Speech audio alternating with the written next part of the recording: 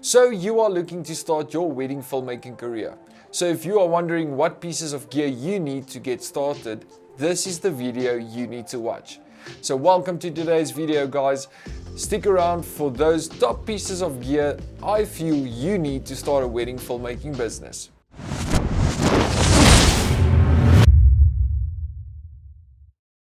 Fantastic, guys. So thank you very much for clicking on today's video. I hope I bring some value to your filmmaking career today, and if by any chance I do that, please leave me a like for the algorithm. Help a brother out. Great stuff, guys. So let's get right into it. At number one, we have obviously a camera.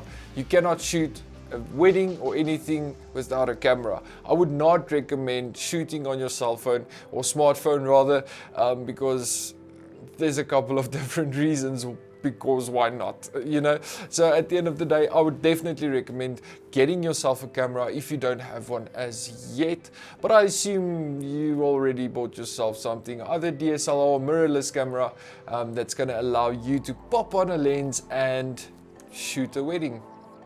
Great stuff. So with the obvious out of the way, let's get into the juicy ones. So first of all, some form of stabilization. So you've got different types of wedding style videos. Some guys like going handheld, other filmmakers like going with a tripod or a gimbal stabilizer. My preferred method at this point in time is all three. So basically what I do is I will be on the gimbal for the slow and steady shots, shooting at 60 frames a second at 1080p. If you have a camera that can shoot that in 4K and you've got a PC that can edit 4K footage, then go for it. But at this stage, I'm shooting in 60 frames a second, 1080p, which is allowing you to slow that down in post and at the end of the day, get buttery smooth B-roll. If you don't know what B-roll is, I'll quickly enlighten you. So B-roll is basically footage that you lay on top of your main video, which is also called A-roll. So if you have A-roll sequence and I'm talking about something specific, for example, I will be talking about the Zhiyun crane gimbal stabilizer, I will layer this footage on top of that so that you can see exactly what I'm talking about. Now you will be using a lot more B-roll sequences without any context at a wedding, if I'm making sense. So you won't necessarily have a baseline or A-roll to work off of. A lot of what you will be doing is B-roll sequences layered on top of music. So your music choices are also very important, and we will get to that at a later stage. But I think at the end of the day, it's just important that you have stable footage. Getting back to stabilization, either having a gimbal stabilizer, a tripod, or going handheld. I would definitely recommend having a gimbal and having a tripod in your camera bag so that you can utilize that to get the smoothest and most stable footage. Not everybody does like the shaky footage. If you pull it off, well done, great job. But for now, I would say get something and stabilize your footage. Fantastic. So now we have stable footage. Now we need lighting. So I would definitely recommend you getting yourself a softbox, something like the Godox SL60 watt. Works perfectly. You don't need a ton of light, but you do need something extra to give you just that little bit of an edge so that you don't have to bump up your ISO too much. And at the end of the day, having grainy footage. So you want sharp footage, you want to stay low on your aperture so that you can have a bit of a bokeh effect. But at the end of the day, you will be needing something that's gonna light your scenes. I found some wedding halls to be poorly lit.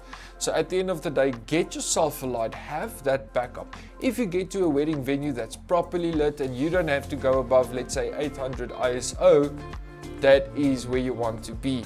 And you will be needing something like a video light that you can mount on top of your camera. Not recommended for gimbals. However, you can use something like a video light or go with the softbox option. So both options are available. There are others, but I feel, in my personal opinion, those are the ones that I will be going with when I shoot a wedding. And moving on to our fourth thing. So we have a camera to shoot the wedding with. We have some form of stabilization. We have our lighting. Now we need sound. So it's very important to record sound on the day because that helps you to tell a story. At the end of the day, we at Stone Mountain Films are storytellers. And you as a wedding filmmaker, you are also a storyteller. You are telling the couple's story.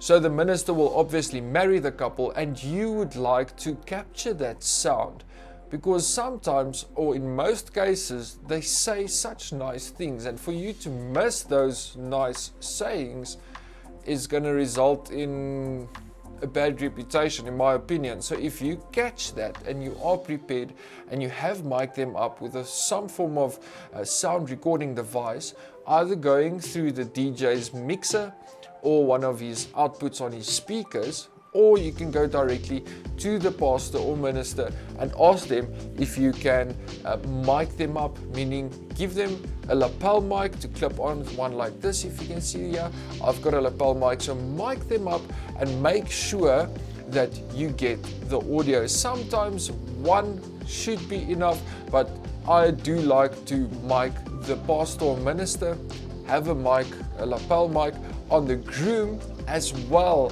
as tap audio from the DJ's box, meaning his mixer or his speaker. And the clearer the sound is, the better for the video, because that just bumps up your production quality. At the end of the day, is going to get you hired.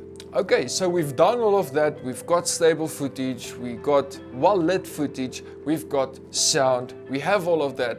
What now? So obviously you will need editing software. You will need to bring all of your footage back into something like Premiere Pro, DaVinci Resolve or Final Cut Pro, and you will be able to edit your footage afterwards. So editing is actually a big aspect to what we do as wedding filmmakers. You will develop over time your specific feel for your videos. However, I would recommend watching a bunch of wedding films so that you can develop and decide what you like, what you don't like, what you would do, what you would rather not do, so that you know that when you go out into the field and you are shooting a wedding, that you know what shots that you are actually going to use in your edit, so that you can work sparingly with your batteries as well as with your memory cards. So make sure that you know what you like, what type of shots do you want to take of the couple, and then utilize that. It's good to shoot as much as possible, but at the end of the day, make sure that you have your editing software ready by the time you get home. So definitely invest a lot of time, and I would not necessarily say money, but it is going to take some money to get a decent editing software, something like Premiere Pro, which is my favorite to use, just because I am familiar with it and I like the capacity it allows me to utilize. So absolutely invest in some editing software and invest time on learning what the editing software can do for you and what the basics are. I will be dropping a basic tutorial of Premiere Pro very soon, as well as a tutorial on the EOS RP, which is my new camera. So I will definitely hook you guys up with some great information about that. So if you're interested in learning a bit more about wedding filmmaking and photography, please drop a like and hit the subscribe button. And also remember to tick that bell notification icon so that you get the notifications whenever I drop a new video. So lastly, and I think one of the most important ones, is creativity. So you will not be able to shoot and edit and make films, especially wedding films, without a bit of creativity. So you will need to think for yourself, what is creative? What is my creative style? What do I think looks nice? So if you are an aspiring wedding filmmaker or just a filmmaker in general, I would definitely recommend that you spend some time figuring out what you think is creative and what you feel works for your style, and develop that style over time.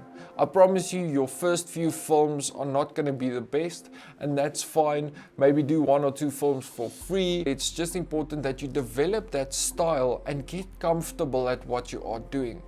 So we at Stone Mountain Studios love making films and telling stories, just making our brides and grooms look fantastic, even more than what they already do. So guys, thank you very much for joining me today. I hope you learned something out of the video. If you did, please drop a like for the algorithm, and if you feel that any of my future content will maybe be able to help you out, subscribe, and I will definitely see you soon. If there's anything else that you want me to teach you regarding wedding filmmaking, gear, tips and tricks, hacks, anything like that, please comment down below what it is that you are interested in learning, especially about wedding videography. So thank you very much, guys. Have yourself a wonderful day, and always keep telling stories. Cheers.